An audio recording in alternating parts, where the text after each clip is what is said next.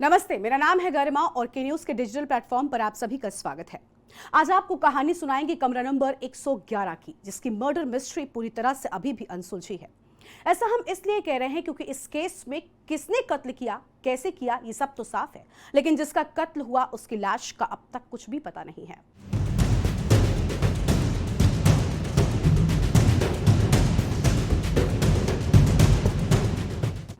Beauty, blackmailing और model का murder, 3 दिन बाद भी अनसुलझे हैं दिव्या पाहुजा के कत्ल के ये राज।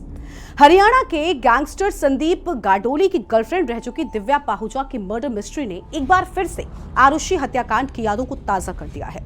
गुरुग्राम पुलिस को दिव्या के कत्ल के महज 4 घंटे बाद यानी कि 2 जनवरी की रात 9 बजे ये पता चलता है कि होटल सिटी पॉइंट में उसकी हत्या हो चुकी है।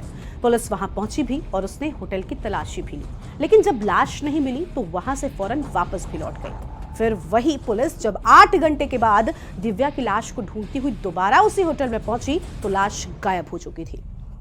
असल में पुलिस रूम नंबर 114 में दिव्या की लाश को ढूंढ रही थी, जबकि ऐसा नहीं था। लाश रूम नंबर 111 में पड़ी थी।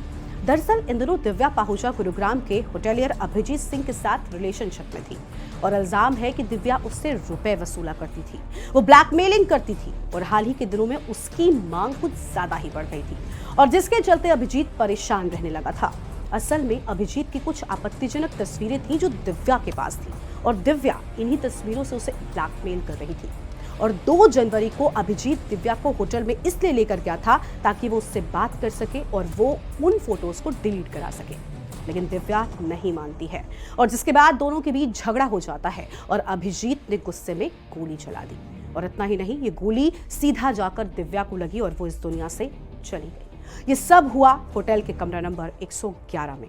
और कहानी में ट्विस्ट ये है कि इस वारदात के बाद अभिजीत के होटल सिटी पॉइंट को लीज पर लेकर चलाने वाले अनूप ने खुद पुलिस को फोन किया और होटल के कमरा नंबर 114 में एक लड़की की लाश पड़े होने की खबर दी, क्योंकि यही वो रूम था, यही वो कमरा था जो होटल का मालिक होने के नाते हमेशा अभिजीत के लिए बुक रहता था।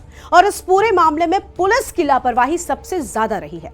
दरअसल गुरुग्राम पुलिस की इमरजेंसी रिस्पांस टीम यहां पहुंची थी। उसने कमरा नंबर 114 को चेक भी किया था, लेकिन जब वहां कोई लाश नहीं मिली तो वो बेरंग वापस लौट गई। और इसके बाद जब वही पुलिस दिव्या के घर वालों की शिकायत पर करीब 8 घंटों के बाद दोबारा उस होटल में पहुंचती है और सीसीटीवी कैमरा चेक करती है, तब उसे न सिर्फ लाश निपटाए जाने की बात पता चलती है, बल्कि यह भी पता चलता है कि कत्ल कमरा नंबर 114 नहीं बल्कि कमरा नंबर 111 में हुआ था।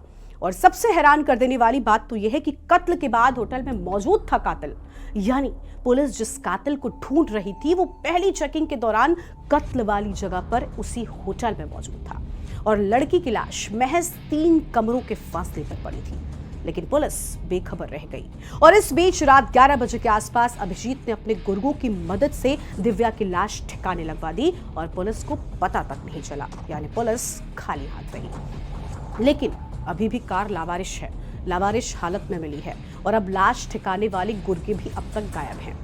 और बगैर गुर्गों और दिव्या की लाश और उसके मोबाइल फोन के नहीं मिलने से कत्ल की ये कहानी साफ होकर भी पूरी तरह से साफ नहीं है, क्योंकि कत्ल का ये किस्सा अब मिस्ट्री में तब्दील होने लगा है।